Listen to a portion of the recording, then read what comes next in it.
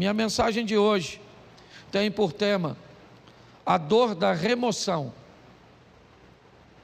Remover algo ou tirar algo de nossa vida que nos oferece algum benefício é muito desafiador. E todas as vezes que a vida, que Deus se predispõe a agir na nossa vida,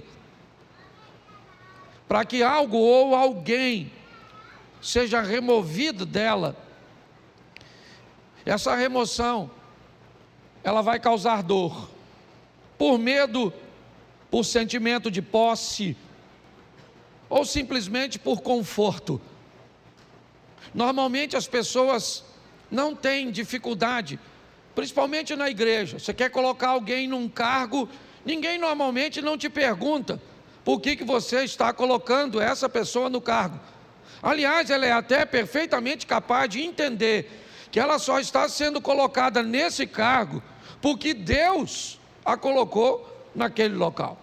Mas se você precisar remover essa pessoa do cargo, normalmente ela quer uma série de informações, de justificativas para cujas quais ela está sendo removida, retirada de uma função, porque na maioria das vezes, quando algo precisa ser retirado da nossa vida, essa remoção, ela vai nos trazer algum desconforto, alguma dor. Porém, nós precisamos entender que depois que sai da nossa vida aquilo que tem que sair, só então estaremos prontos para avançar para a próxima fase. Quando nós somos capazes de entender isso, fica mais suave, menos doloroso ver pessoas partirem, ver empregos ficarem para trás, ver situações cujas quais achávamos vantajosas, expressivas e significativas partirem. Às vezes sequer elas ficam por muito tempo, porque não é o nosso destino, é apenas uma fase da nossa vida. A Bíblia inúmeras vezes nos dá exemplos sobre isso. Quando nós vemos a história da mulher de Ló, o que ela tem? Ela tem um apego àquilo que está ficando para trás. Ela está sendo arrancada, removida de sua casa, de seus pertences. Ela só está saindo basicamente com a roupa do corpo. Então a dor dessa remoção, o apego àquilo que ela está deixando para trás, faz com que ela olhe para trás, mesmo diante de uma ordenança de cuja qual ela não deveria fazer isso, ela faz desobedecendo, e sabe o que acontece? Ela não tem mais futuro, ela é paralisada por aquilo. Aquela é uma situação que a paralisa. Mas pastor, muitas vezes nós precisamos retornar, precisamos dar uma olhada, sim, mas não precisa ser num looping onde você retorna onde estava. O movimento pode parecer o mesmo, nós podemos fazer isso numa espiral, onde você volta ao mesmo lugar que estava antes, somente não é na mesma altura. Volta, mas você sabe, quando um avião pequeno, ele precisa decolar num ambiente montanhoso, você sabe o motivo pelo qual o avião do grupo Mamonas Assassinas colidiu com a Serra da Cantareira? Porque ele não tinha força suficiente para decolar como um jato. Não havia nele potência o suficiente para alcançar uma altura. O piloto deveria ter decolado utilizando um sistema de espiral. Decolaria mais baixo, então retornaria e ganharia altura para que conseguisse transpor aquele obstáculo, aquela serra. Quando a vida vai tirar algumas coisas de nós, e ela precisa tirar, e é isso que eu vou te mostrar em 3 exemplos, nós precisamos estar preparados para lidar com essa dor da perda, da separação, com a remoção, né, de algo ou de alguém que precisa ser retirado da nossa vida, porque senão nós não vamos transicionar de fase. Há quanto tempo você não muda de fase na sua vida? Há quanto tempo coisas ruins não acontecem, mas também não acontecem coisas boas? Quando você vive num dinamismo, é lógico que nem sempre coisas boas vão acontecer. A dinâmica da vida traz consigo coisas ruins, mas coisas boas também acontecem. E nós vamos vivendo e crescendo, evoluindo.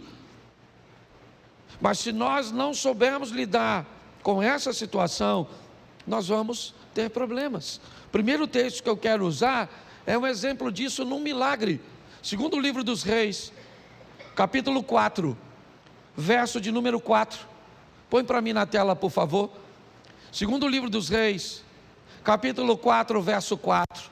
Depois entra em casa, fecha a porta atrás de você e dos seus filhos, e derrame o azeite em todas aquelas vasilhas, e ponha à parte as que forem ficando cheias. Preste atenção na exposição desse milagre, no que a Bíblia está narrando. O milagre está acontecendo, mas todas as vezes que uma botija de azeite se enche, o que esta mulher tem que fazer é retirar essa botija, colocar uma outra no lugar e colocar essa botija para trás.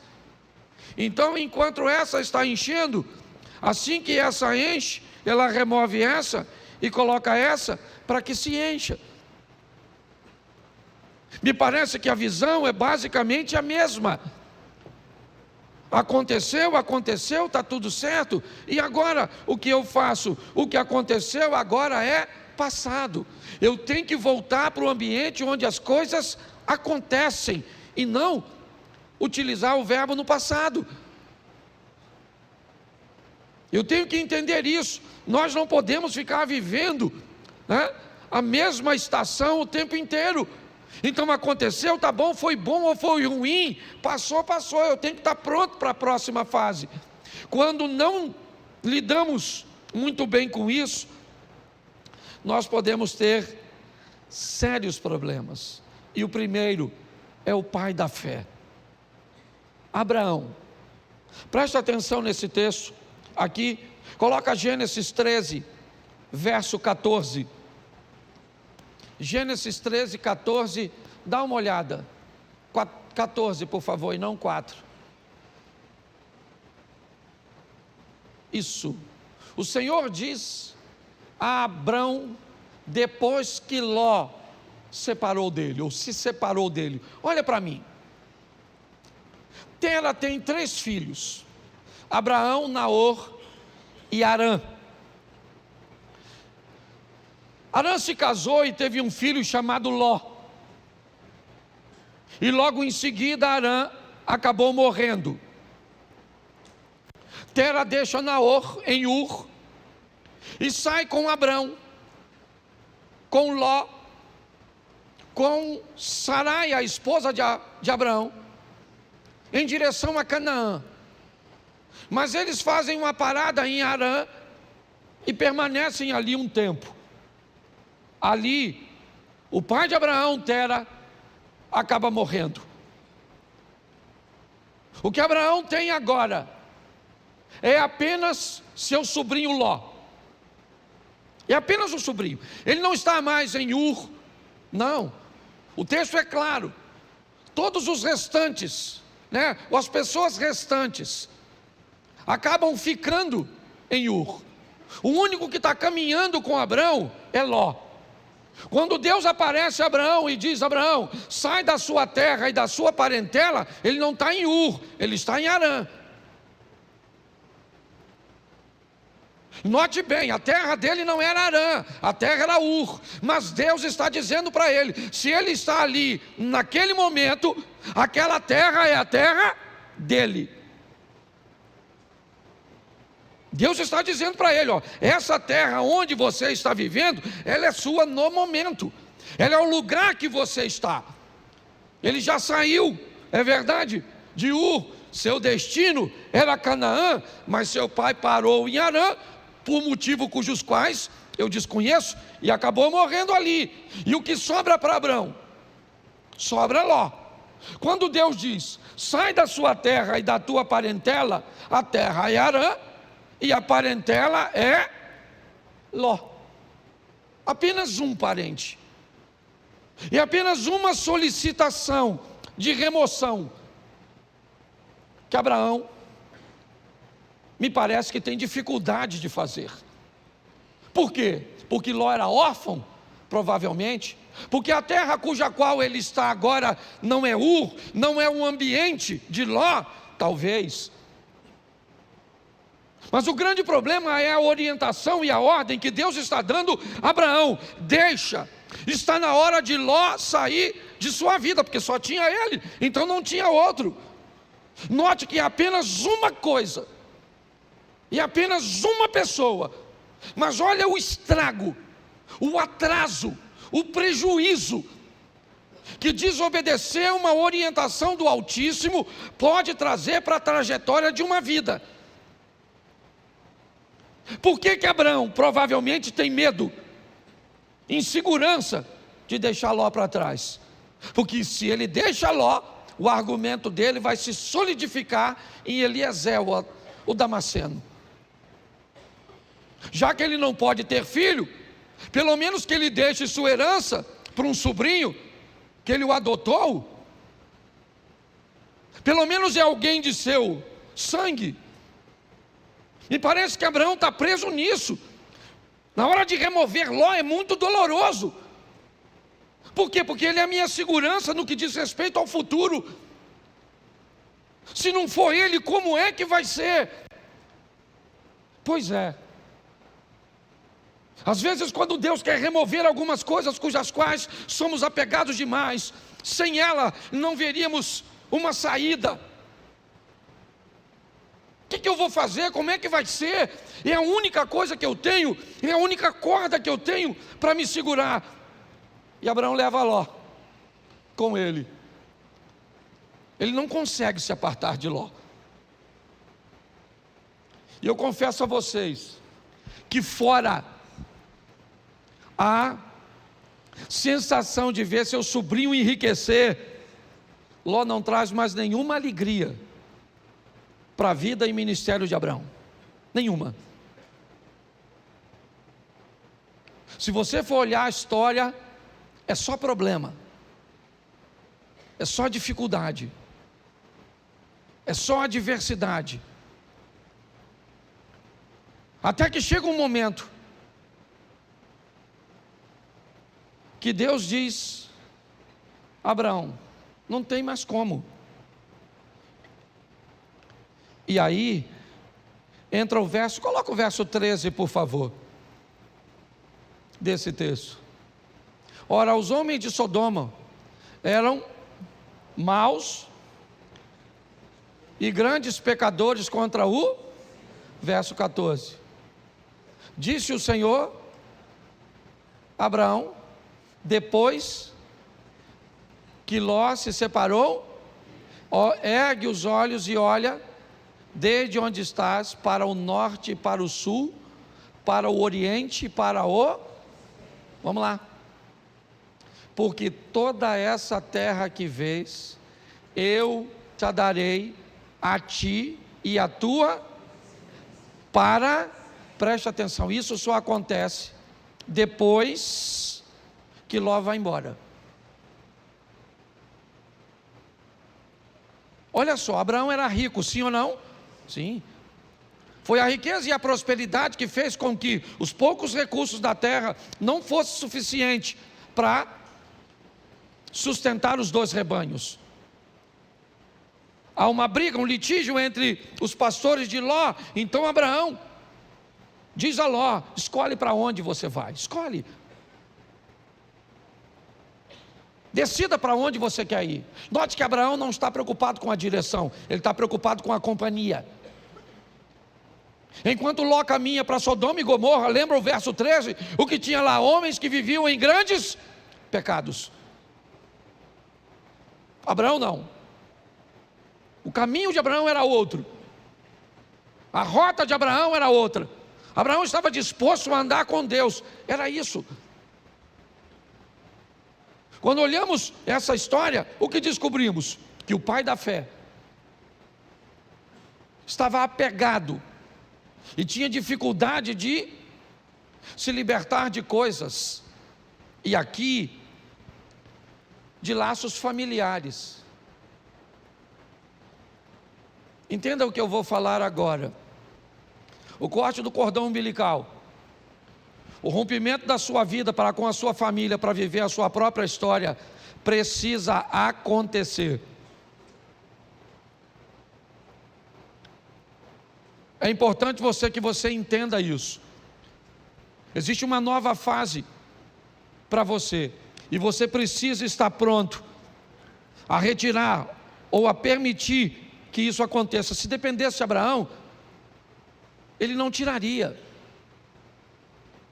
Mas a prosperidade dos dois foram tanta que a terra está dizendo para eles: vocês não têm como viver juntos. Então ele diz: então você vai embora. E o texto diz que assim que Ló sai da vida de Abraão, Deus disse: agora levanta os teus olhos e olha. Agora dá uma olhada. Agora não há limite.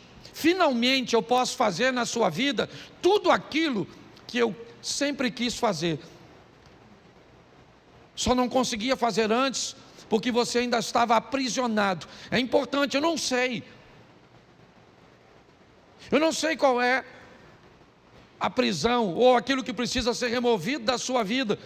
Eu sei que tem coisas, e principalmente quando o assunto são questões familiares, principalmente, é romper com uma mãe para dar um outro nível para o casamento. É romper com um filho para dar um outro nível para o casamento. Pare e pense. Muitas vezes nós precisamos, não é abandonar, não. Você vai ver o que Abraão ainda vai fazer mais à frente. Mas é importante que nós entendamos isso, que depois que Ló sai da vida de Abraão, as coisas tomam um rumo totalmente diferente. Então, por mais doloroso que seja, esteja pronto para viver essa remoção. Deixa eu usar a segunda, que eu não posso deter muito tempo. Jonas 1,15. Jonas capítulo 1, verso de número 15. Levantaram Jonas e o lançaram ao mar, e cessou o mar da sua fúria. Preste atenção. Um barco está para afundar, e Jonas está nele. Qual é o problema da tempestade? É Jonas. Qual é o motivo de tudo aquilo que está acontecendo? É Jonas. Por que Jonas está ali? Porque o capitão do navio está ganhando dinheiro com Jonas. Jonas está ali porque comprou uma passagem. Jonas está ali porque tinha uma grana para comprar uma passagem para entrar nesse barco. Mas ele é um desobediente, está certo? Mas ele está trazendo dinheiro. Mas eu não sei quem ele é. Tudo bem, não quero saber. Ele está trazendo uma grana, ele está trazendo uma lucratividade, e pautado nessa lucratividade, eu não sou capaz de selecionar quem entra na minha vida. Deixa eu fazer uma pergunta para você: quanto custa para entrar na sua casa? Quanto custa para entrar na sua família? Quanto custa? Qual é o preço de um ingresso da sua intimidade? Pare e pense. Por causa da entrada de Jonas, o capitão do navio, que não é profeta, ele não desobedeceu a Deus, não. Ele cometeu algum pecado quando vendeu o ingresso do barco dele para o Jonas? Sim ou não? Claro que não. Mas não interessa, tem alguém dentro da vida dele, tem alguém dentro do barco dele que está trazendo aquela tempestade. É só uma questão de tempo até ele afundar. Você sabe o que ele faz, o capitão do navio? Ele pega toda a carga e joga fora. Ele precisava perder a carga?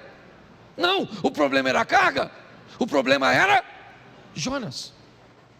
Mas ele perde a carga. Porque pessoas perdem aquilo que não precisava perder, quando não querem tirar o que precisa ser retirado. Você não quer tirar esse comportamento? Então tá bom. Perde o casamento, perde a intimidade, perde a paz. Mas sabe por que Jonas saiu do barco? Porque o capitão procurou.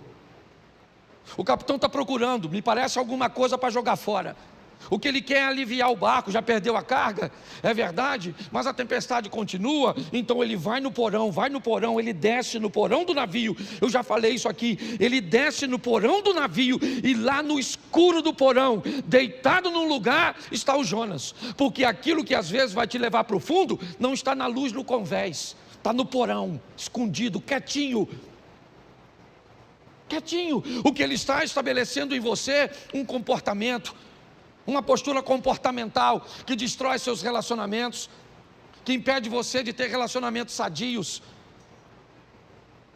Mas quando ele procura, a Bíblia diz: aquele que pede recebe, aquele que busca, acha.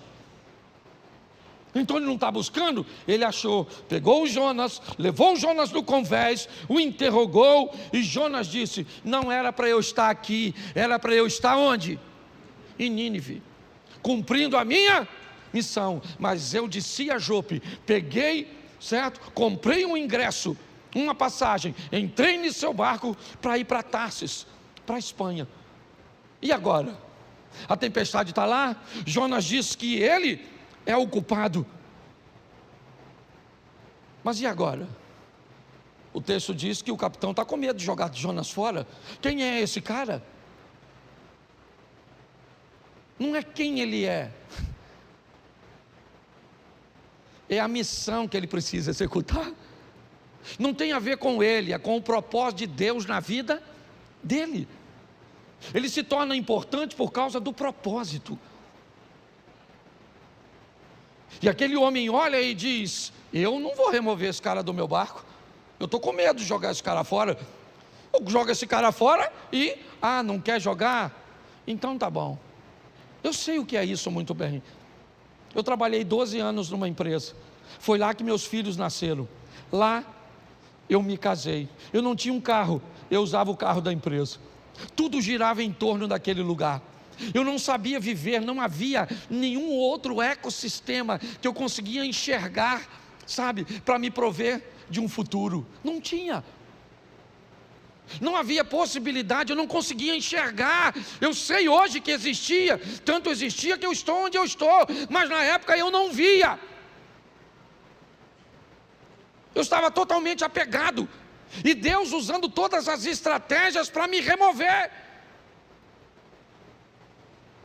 Ele me tirou com mão forte de um lugar que eu não queria sair. Eu não estava vivendo em pecado, não, eu só não estava onde Deus queria que eu estivesse. Mas aqui eu não quero falar de Jonas, eu quero falar do capitão. É ele é o foco da minha mensagem, porque é o barco dele que vai afundar. Por quê? Porque tem alguém que não deveria estar na vida dele, na casa dele, na empresa dele, nos negócios dele, no ministério dele. E agora ele tem que jogar Jonas fora. Sabe o que ele tem? Medo. Medo de jogar. Só que ele não vê outra situação. Ele tem que jogar Jonas fora. Verso 15: e levantaram a Jonas e o lançaram e cessou a sua. Aí ele foi lá, mergulhou no mar, pegou a carga toda, trouxe de volta para o navio, e seguiu direitinho, sim ou não? Não. Precisava ter perdido a carga se tivesse jogado Jonas? Sim ou não? Mas perdeu a carga porque não achou o Jonas. Então fala para quem está do seu lado: acha o Jonas.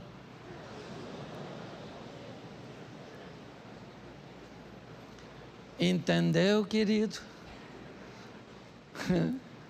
Acho que Deus está falando com alguma pessoa aqui hoje. Certo? Você nem tem barco, mas tem Jonas. Tá certo? Ah, pastor, descobri hoje. O meu Jonas é o meu marido. Se Jonas é o seu marido, eu vou te dar uma notícia, dona. Afunda. Porque tem gente, a turma que já está brigando, né? Fala, pastor, nossa, remoção. Nossa, podia sair morto. Mas afogado serve. Você está rindo, mas o assunto é sério. Dá uma olhadinha, gente. Porque eu creio que Deus está falando conosco, amém? O terceiro, Gênesis 37, verso 28. 37, 28 de Gênesis. Isso. E passando os mercadores midianitas, os irmãos de José o alçaram e o tiraram da cisterna e o venderam por 20 ciclos de prata aos ismaelitas. E esses levaram José ao... Preste atenção, quando Deus precisa tirar você de um lugar onde a sua visão é diferente da visão dos outros. Por favor, se você veio para essa igreja, certo, e você não quer se encaixar nessa visão, essa é uma mensagem extraordinária para você.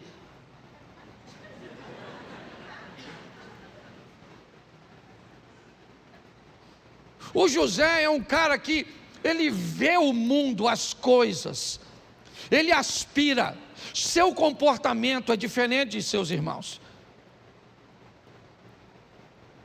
Não cabe. Eu não estou dizendo que Rubem, Simeão, Levi, Isacar, Zebulun, Gad, Azer, Naftali, certo? Eu não estou dizendo que eles estão errados. Eu estou dizendo que há uma visão diferente. E Deus então vai remover José. Sabe o que ele é? Irmão dos caras. Sabe, ele vai ser vendido como? Repita comigo, é melhor ser um escravo na mão de estranhos do que irmão de uma família de invejosos.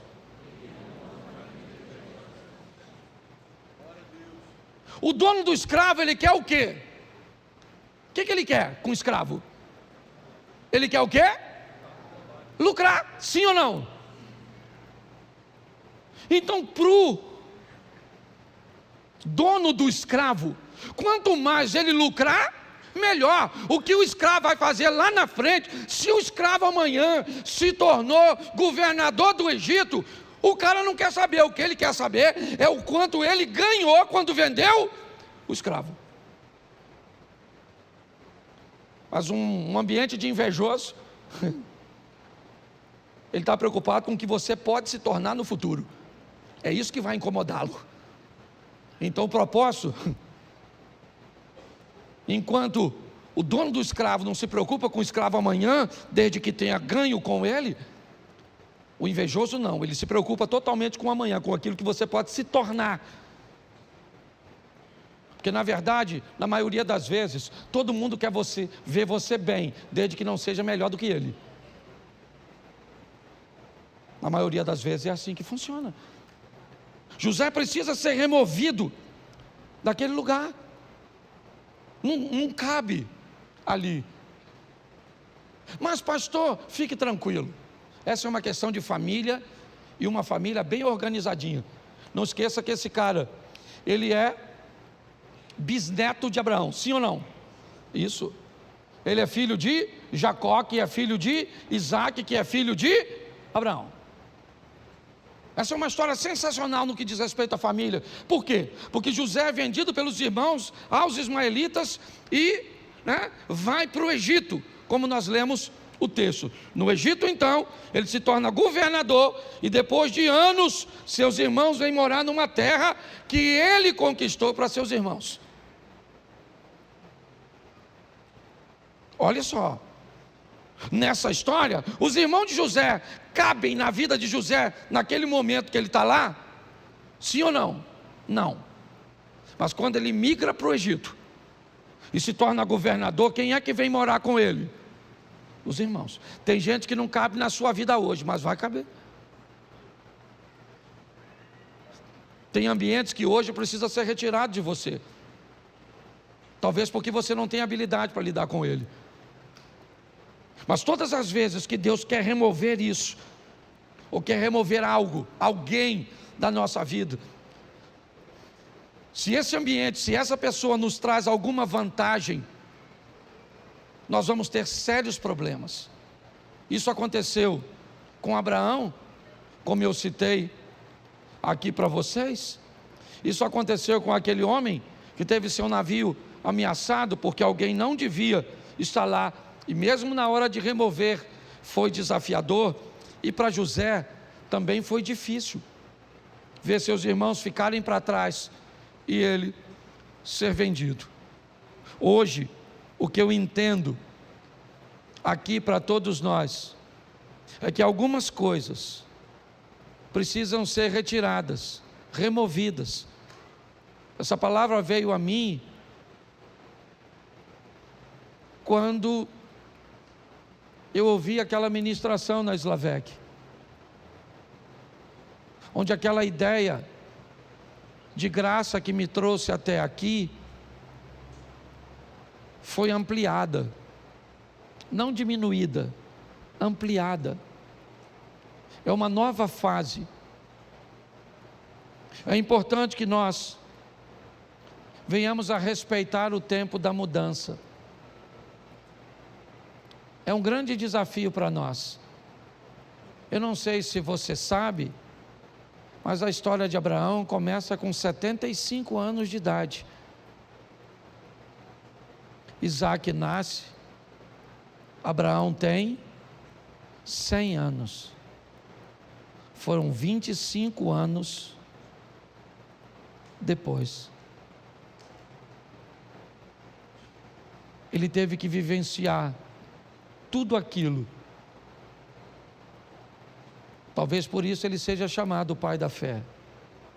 Hoje, muitas vezes, Deus tenta remover coisas tão pequenas. Eu vou falar aqui algo, não vou expor a intimidade de ninguém, mas não sei nem se o casal que eu atendi está aqui, mas não vou citar seu nome de forma nenhuma aqui.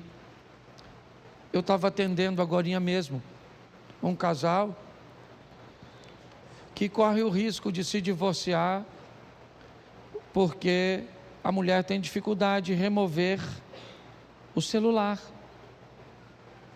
de remover o vocabulário.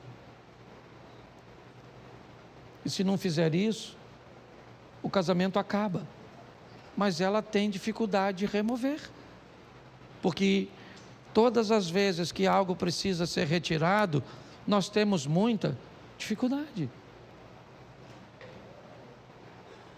Tenta fazer uma devocional toda manhã. Tenta. E você vai encontrar com diversos obstáculos que você precisa remover. Tenta levantar de manhã, fazer a sua oração, fazer sua leitura bíblica, fazer um período de meditação. Eu não sei de quanto tempo você pode, mas tenta fazer isso. A probabilidade de você não conseguir é muito grande, porque para colocar essas coisas em prática, você vai ter que remover outras coisas que você já faz e que lhe oferece conforto.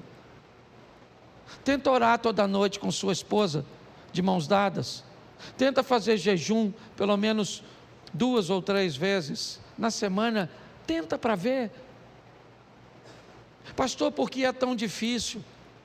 Porque antes de fazer aquilo, você vai precisar remover outras coisas que já estão estabelecidas, que te oferecem vantagens, que te oferecem conforto. Hoje a minha proposta, sabe, é trazer esse entendimento para você. Eu fecho aqui na minha devocional de sexta-feira. Eu vivi uma das maiores experiências, porque hoje não era para eu estar aqui. Hoje era para eu estar envolvido num escândalo e preso, com meu nome passando na mídia.